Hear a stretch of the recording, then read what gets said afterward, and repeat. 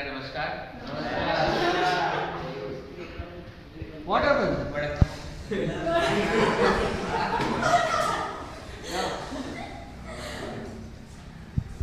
मेरा नाम अमरनाथ मिश्रा है और मैं आपके सामने जो बजट 2025 आया है उसमें कॉमन बजट में टैक्स स्लैब होता है हर बजट में, उसे थोड़ा एक्सप्लेन करना चाहता हूँ। तो इस प्रेजेंटेशन में मैं बताऊंगा कि टैक्स स्लैब क्या होता है, इनकम टैक्स क्या होता है, उस पर जो रिबेट होता है वो क्या होता है, स्टैंडर्ड डिडक्शन क्या होता है, पिछले साल वाले जो बजट था 2024-25 का और अभी 25-26 का जो बजट था उन दोनों का थोड़ा कंपैरिजन, टैक्स स्लैब का थोड़ा कंपैरिजन करेंगे और टैक्स कैसे कैलकुलेट होता है वो देखेंगे और लास्ट में मार्जिनल रिलीफ क्या होता है वो देखेंगे।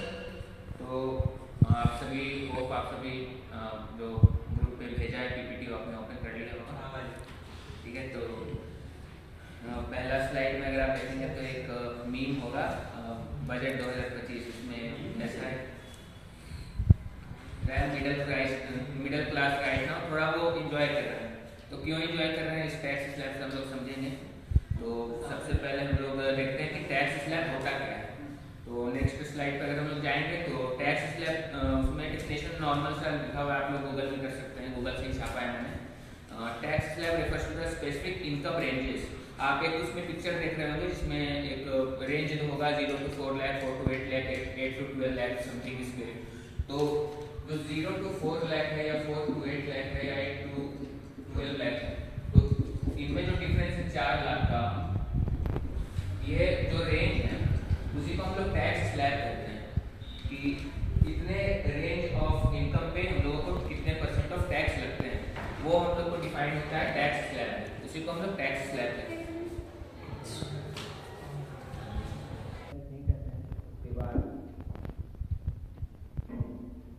हम लोग नेक्स्ट स्लाइड पर जाए तो इनकम टैक्स का कुछ डेफिनेशन है। इनकम टैक्स मैंने इसलिए ऐड किया क्योंकि यहाँ पे जो बेसिकली टैक्स लेवल जो हम लोग कैलकुलेट करते टैक्स को, मेनली इनकम टैक्स के मनी को हम लोग टैक्स को कैलकुलेट करते हैं। तो इनकम टैक्स क्या है, इट इज ऑन इंडिविजुअल और entities in respect of the income और profit of earn by him. मतलब जो भी इंडिविजुअल जो कि इकोनॉमी में, इंडियन इकोनॉमी में अपना कंट्रीब्यूट कर रहा है, तो इंडियन इकोनॉमी को इस तरह से कंट्रीब्यूट करता है टैक्सेस पे करके। तो वो टैक्स इस तरह से पे करता है, how they are paying tax, it is related of the tax slab which is come every which comes in every budget.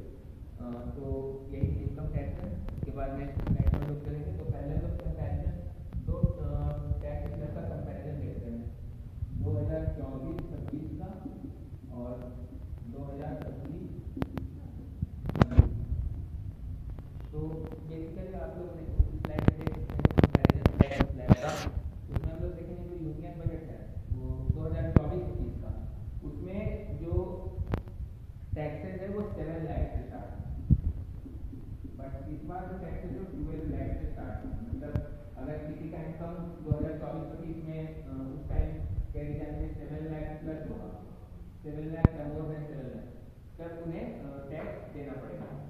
अब वो बढ़ करके एक्सटेंड करके 12 लाख हो गया, मतलब टोटल 5 लाख का एक्सटेंशन हो गया है इस बजट में 2025-26 में, जिसमें कि अब जिनका भी इनकम 12 लाख या मोर देन 12 लाख है, they have to pay the taxes, otherwise they are not they have not to pay the taxes. ये कंपैरिजन था, आप लोग और देख सकते हैं, आप लोग देख चुके होंगे जी।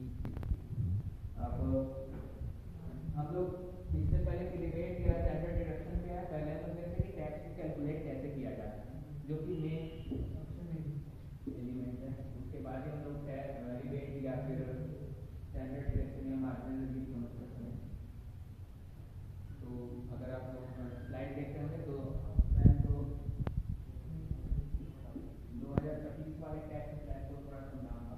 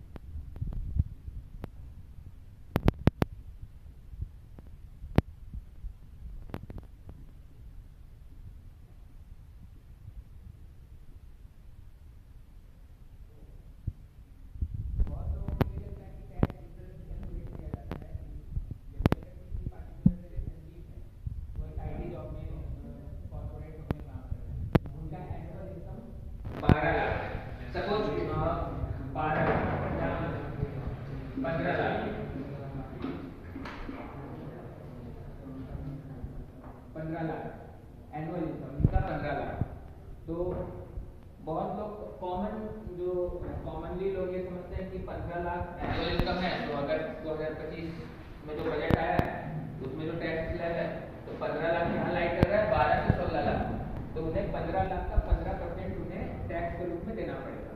बट ऐसा नहीं होता है, हम लोग स्लैब वाइज चलते हैं कि टैक्स कैसे दिया जाता है।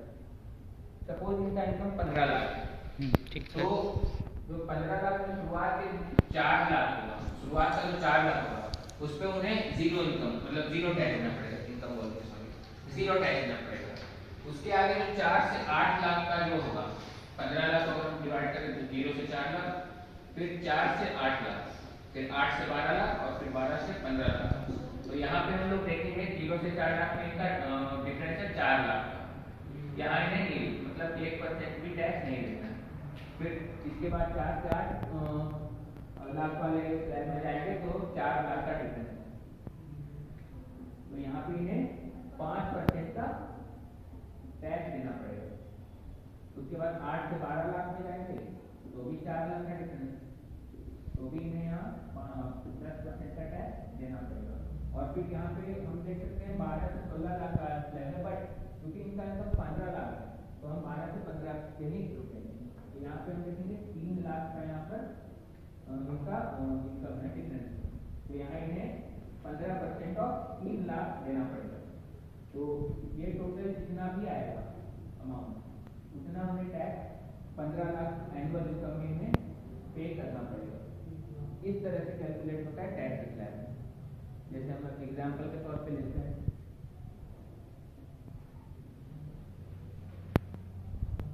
आप लोगों का टाइम है इतना, अरे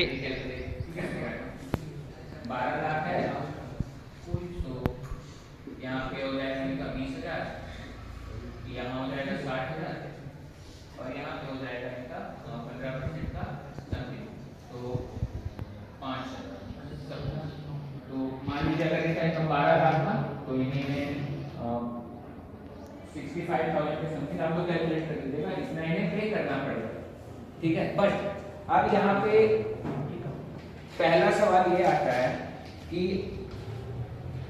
हम लोग टैक्स कैलकुलेट करते हैं, ठीक है, बट यहाँ पर अगर किसी का 12 लाख इनकम है, suppose there income of 12 lakh which is जो कि सबसे हाईएस्ट है जहाँ पे टैक्स पे नहीं करना है। बट अगर किसी का इनकम 12 लाख 10,000 हो गया या 12 लाख 5,000 हो गया, तो क्या अब तो उन्हें 5,000 एक्स्ट्रा की वजह से उन्हें टैक्स पे करना पड़ेगा। अगर किसी का इनकम 11,99,999 होता तो उस केस में उन्हें टैक्स पे नहीं करना पड़ता। बट चूंकि अब उनका इनकम बढ़ के 12 लाख 5,000 या 10,000 सपोज 12 लाख 75,000 तक हो गया है, तो अब तो उन्हें चूंकि 12 लाख से ज्यादा है और टैक्स स्लैब के अकॉर्डिंग 12 लाख से ज्यादा वालों को पे करना पड़ेगा टैक्स, तो उन्हें टैक्स पे करना पड़ेगा। तो यहाँ पर दो कंडीशन आते हैं, एक कंडीशन आता है रिबेट का, एक कंडीशन आता है एक कंडीशन आता है स्टैंडर्ड डिडक्शन का और एक कंडीशन आता है मार्जिनल रिलीफ का। मार्जिनल रिलीफ वो सबसे पहले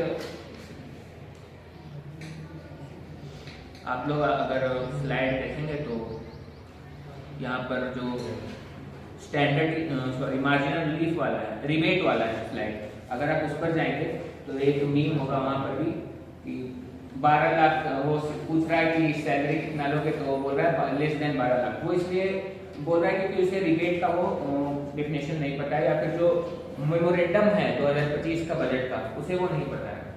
वो इसलिए ऐसा बोल रहा है कि उसे नहीं पता कि जो 12 लाख है उससे ज्यादा अगर 75,000 है, 12 लाख प्लस 75,000 ये जो प्लस का इनकम है 75,000, 12 लाख 75,000 तक अगर किसी का इनकम है तो उसे टैक्स पे नहीं करना, क्योंकि वो स्टैंडर्ड डिडक्शन से 75,000 डिडक्ट हो जाएंगे। अब मैं इसका प्रोसेस समझाऊंगा।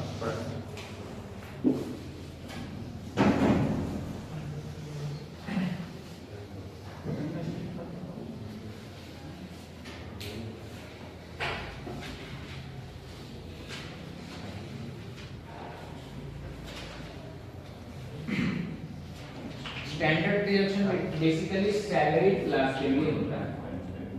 सैलरी क्लास मतलब जो बिजनेस कर रहे हैं उनके लिए नहीं, जो कॉर्पोरेट्स में काम कर रहे हैं या फिर जो जिनका सैलरी आ रहा है, आइदर वो गवर्नमेंट जॉब में हो या फिर प्राइवेट जॉब में हो, जिनका सैलरी आ रहा है वो उनके लिए होता है स्टैंडर्ड डिडक्शन। तो स्टैंडर्ड डिडक्शन में बेसिकली क्या होता है कि जो एक्स्ट्रा आपका एक्सपेंस होते हैं, लाइक रूम रेंट, अगर कोई बाहर के काम कर रहा है तो उसे लोन पे, अगर वो घर खरीद के काम कर रहा है, या फिर वो हेल्थ इश्यूज होते हैं, वो हेल्थ फैसिलिटीज वाली चीजें, तो वो सारी चीजें वो 75,000 में गवर्नमेंट ने डिडक्ट कर दिया है कि आप 75,000 में इसको वो डिडक्ट कर देंगे। मतलब जिसका इनकम 12 लाख 75,000 से 75,000 तक होगा उसे टैक्स नहीं देना है। बट सैलरी क्लास में नहीं, अगर कोई बिजनेस कर रहा है तो उसके लिए एप्लीकेबल नहीं, या फिर जो एक्स्ट्रा इनकम आ रहा है उसके लिए एप्लीकेबल नहीं। जो सैलरी क्लास है उनके लिए 12,65,000 तक है। अब कैसे ये देखते हैं, सपोज ये होगा मार्जिनल रिलीफ।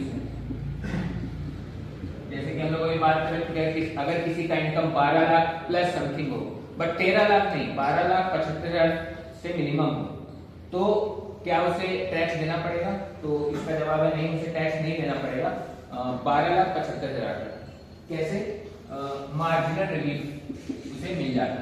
मार्जिनल रिलीफ क्या होता है? सपोज किसी का इनकम 12,10,000, तो ये तो हम देख रहे हैं जो टैक्स स्लैब है हमारा उससे जाता है 10,000।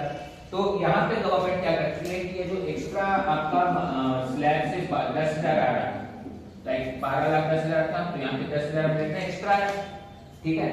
तो यहाँ पे हम लोग जब टैक्स कैलकुलेट करेंगे तो 12 लाख का टैक्स हमें 61,500 होता है। सपोज किसका इनकम 12 लाख था तो उसका टैक्स 61,500 बनता है, तो जो कि गवर्नमेंट के पास जाएगा।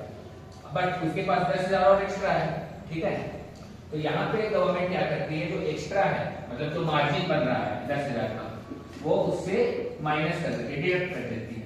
तो यहाँ पे जो भी आएगा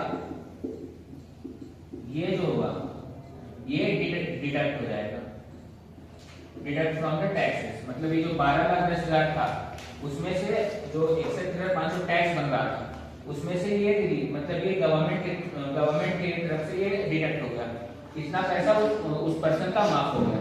तो जो बचा 10,000 उसे वही पे करते हैं। मतलब कहने का कि 12,10,000 था तो उसे 12 लाख ओवरऑल मिलेंगे सैलरी के रूप में, 10,000 गवर्नमेंट के पास टैक्स के रूप में चला जाएगा, उसका एक्स्ट्रा पैसा नहीं जाएगा। यही अगर 12 लाख पैसा में 15,000 20,000, तो जो मार्जिन बन रहा है उतना ही पैसा जाएगा, 12 लाख उसे मिल जाएगा। लेकिन ये 12,75,000 तक में ही एलिजिबल है। अगर 12,85,000 होता है तो उसे टैक्स देना पड़ेगा। 13 लाख उससे 1 रुपए में ज्यादा हुआ तो उसे टैक्स देना पड़ेगा।